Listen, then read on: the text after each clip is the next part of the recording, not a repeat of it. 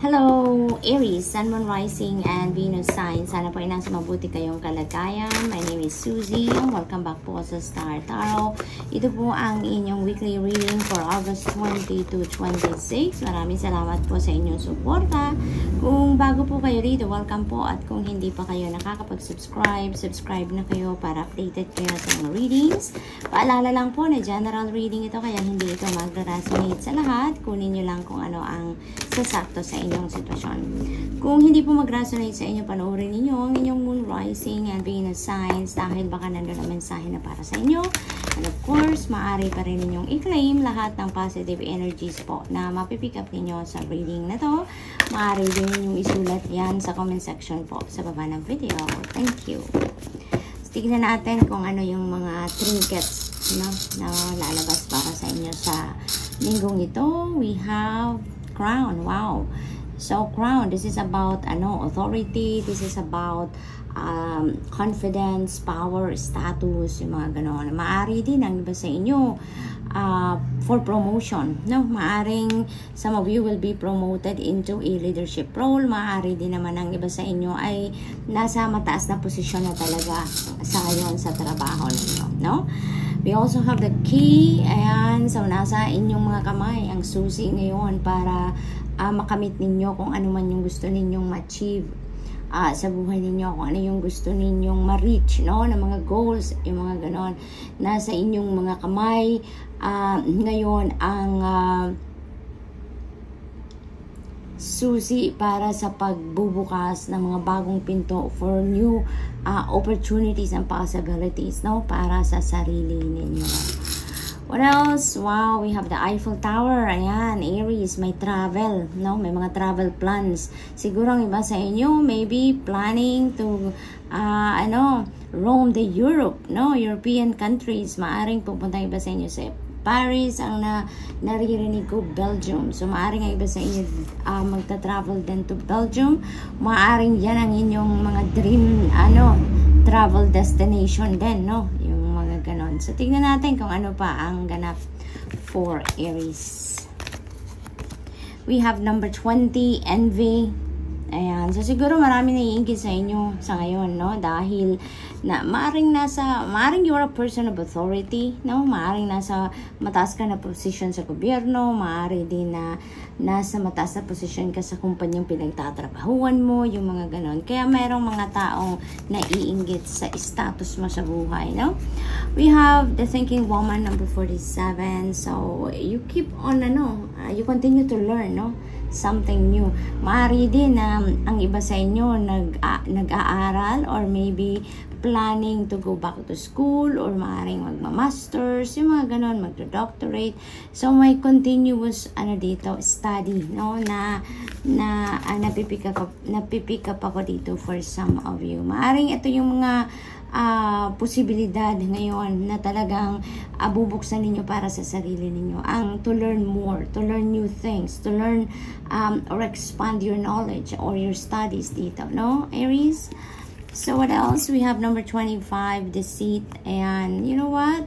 Aries, kayo ha, mag-ingat po kayo sa mga trabaho ninyo, mag-ingat kayo sa mga ginagawa ninyo, lalong-lalo na doon sa mga detalye ng inyong mga ginagawa ng trabaho. Kasi, maaaring meron ditong low vibration people, who knows, yung mga envious people na to around you, maybe yun din ang mga nagbabalak na isabotage ka, maaaring katrabaho mo yan, di ba? Kaya mag-ingat kayo sa mga ginagawa ninyo, lalo-lalo na sa work environment yan. Pag-ingatan ninyo mga password ninyo, yung sa computer, para hindi ma-access yung mga ginagawa ninyo dyan, no? At before kayo pumirma, no, sa mga trabaho ninyo, before kayo pumirma sa mga ginagawa ninyo, make sure na i-reviewin nyo muna ulit, no? Pay attention to your work, yun ang napipick up dito. And also, with your valuables, no? Yung mga kayamanan ninyo, savings, yung mga ganon, kaperahan, bahay, yung mga ganon, pag-iingatan ninyo. Purification, and some of you dito, Aries, no? You are being called here to purify yourself, okay? purify yourself. Bigyan ninyo ng panahon, ng oras ang sarili ninyo para makapag-purify and detoxify kayo. Kasi maaari din na nai-stress na ang iba sa inyo mentally, physically, emotionally, yung ganon. Kaya nararapat lang, no, na mag-purify kayo so that you can get back to balance. You can get the equilibrium back sa sarili ninyo para na maging maayos ang lahat. The way na mag-isip ka, mag-decision ka, mga disposition mo sa buhay, yung mga ganon. It will be doon lang sa tama, sa sakto lang, 'di ba? Yung balance, yung ganoon. Kaya kailangan na itanggalan yung mga negativity sa inyong energy field, sa isip, sa puso, yung ganoon. Soothe. Ayan. So, feels like may mga since meron tayong envy, meron tayong deceit, feels like medyo may challenging energies, no, na nakapaligid sa inyo sa ngayon. Aries for some of you, but you know what, malalampasan ninyo yan, no? Your fortune ngayon is going to change for the better, no? Kasi yung mga energies na yan, deceit energy, envy energies, you know, and other negative energies that may be surrounding you around this time, saglit lang yan, dadaan lang yan, and it will change, no? It will change for the better. Kaya kalma lang kayo, huwag kayong mataranta, huwag kayong ma-intimidate dyan, because yan, yung parang very temporary, very short term lang yung pagbalot sa iyo ng mga energies na yan, no? And it will turn into a better situation. Everything will turn into a positive energies, no? Kaya kalma lang kayo. So, what else for Aries? We have activation. Ayan. Activate your inner strength and courage dito, no? And faith, no? And hope, of course. Kasi baka maaaring ang iba sa inyo mapanghinaan ng loob, ma-intimidate, matakot, no? Diyan sa mga energies na yan. Kasi maaaring may nararamdaman din talaga kayo na low vibe, no?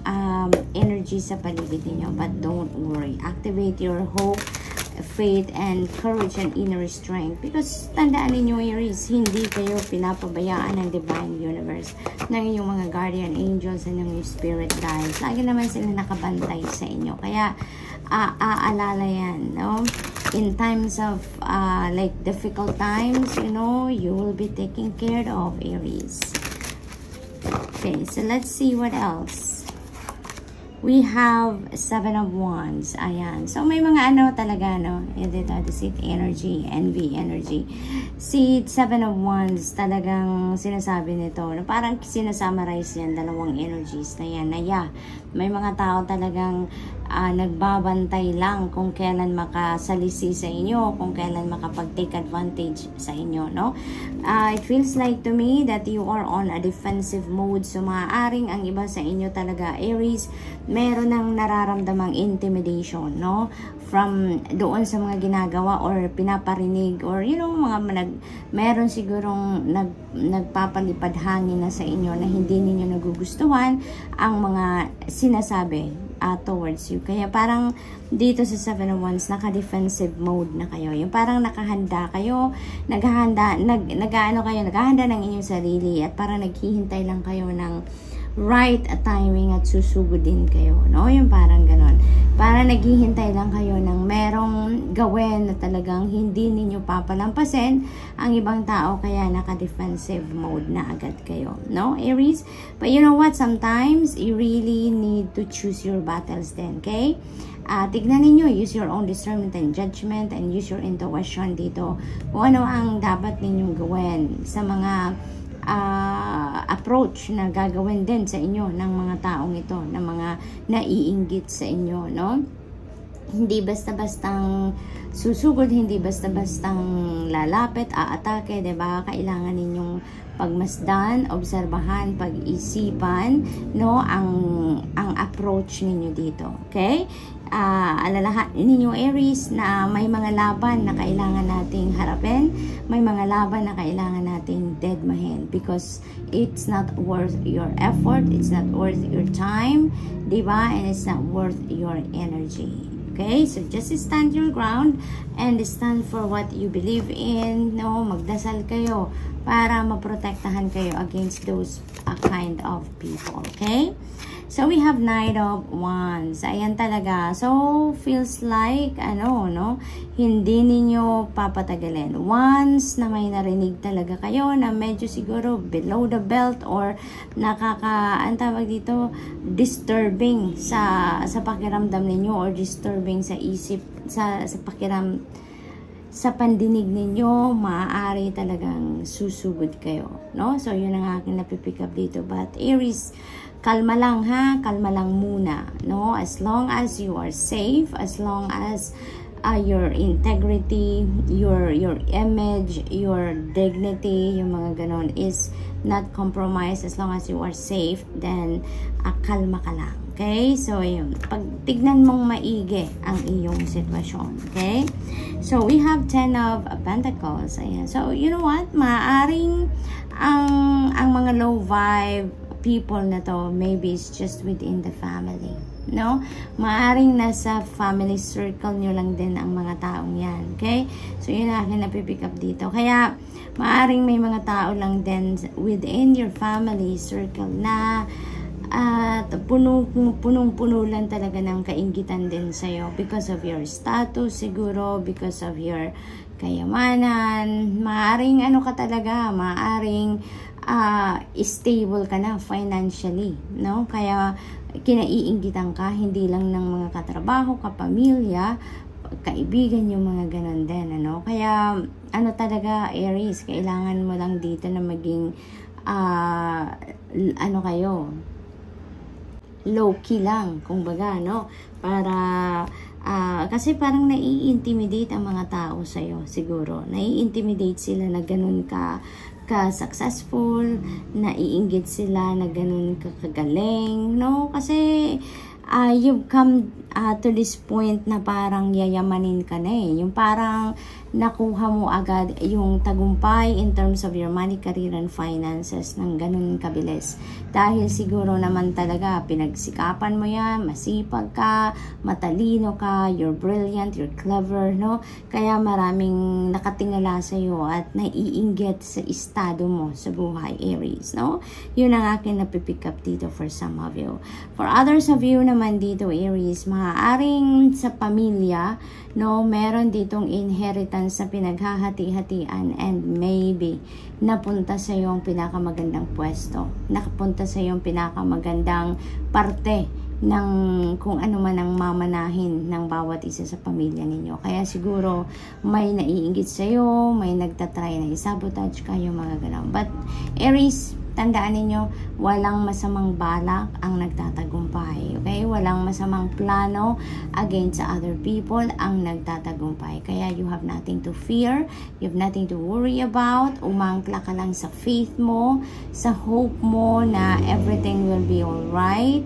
Magbabago din ang mga isip at mga nararamdaman ng mga low vibration people na yan. Okay? So, magdasal for protection and your safety. Okay? So, Aries, that's all I have for you for the week. I hope nakatulong ang mga mensahe ito in some way. Thank you for watching. Love and light. Namaste.